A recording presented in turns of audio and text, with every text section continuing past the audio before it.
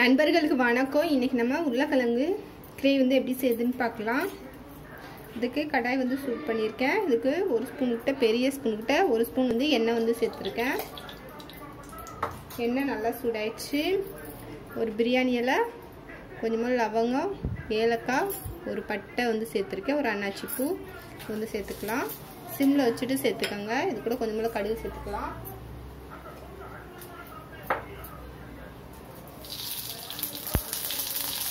இப்போ ஒரு வெங்காயத்தை பொடி பொடியாக கட் பண்ணி வச்சுருக்கேன், பெரிய வெங்காயம். இது வந்து சேர்த்துக்கலாம்.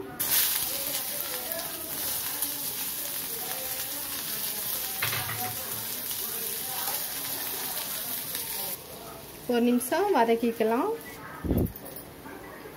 வதங்கிடுச்சு. இப்போ தக்காளி வந்து பொடியாக கட் பண்ணி வச்சுருக்கேன், 2 சின்ன தக்காளி வந்து சேர்த்துக்கலாம்.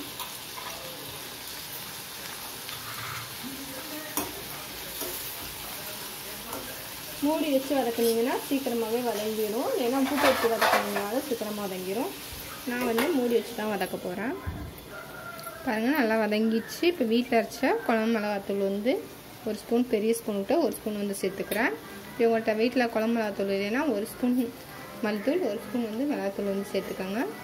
அரை ஸ்பூன் கரம் மசாலா தூள் வந்து சேர்த்துக்கலாம். இப்போ மசாலாவோட பச்சை வாசனை போட்டோம். இதுக்கு வந்து ஒரு நிமிஷம் வந்துட்டு வதக்கலாம். மீடியமாக வச்சுட்டு வதக்கிக்கோங்க. ஏன்னா நம்ம மசாலா போட்டதுக்கப்புறம் அடி பிடிக்க ஆரம்பிச்சிடும். இப்போ உருளைக்கிழங்கு வந்து 2 உருளைக்கிழங்கு பொடி பொடியாக வந்து கட் பண்ணி வச்சுருக்கேன். உங்களுக்கு எந்த சைஸ் வேணுமோ அந்த மாதிரி வந்து கட் பண்ணிக்கலாம். இப்போ வந்து இதையும் இது கூட வந்து சேர்த்துக்கலாம்.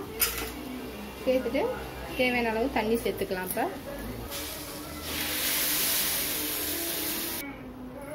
நான் 1.5 டம்ளர் தண்ணி வந்து சேர்த்துருக்கேன். கிட்டத்தட்ட 300 தண்ணி இருக்கும்.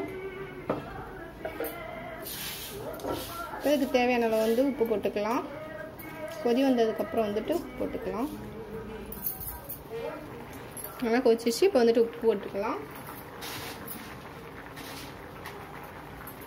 நான் பார்த்தீங்கன்னா கல் உப்பு தான் போடுறேன். கல் உப்போட வந்து உப்பு அதிகமாக இருக்கும், அதனால் வந்து பார்த்து வந்து போட்டுக்கோங்க.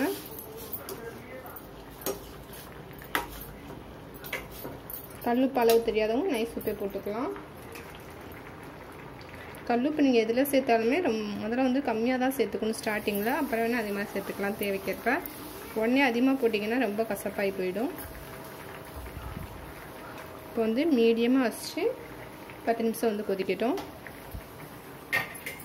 இப்போ மூடி வச்சிடலாம். 10 நிமிஷம் ஆயிடுச்சு. சூப்பராக ரெடி ஆயிடுச்சு.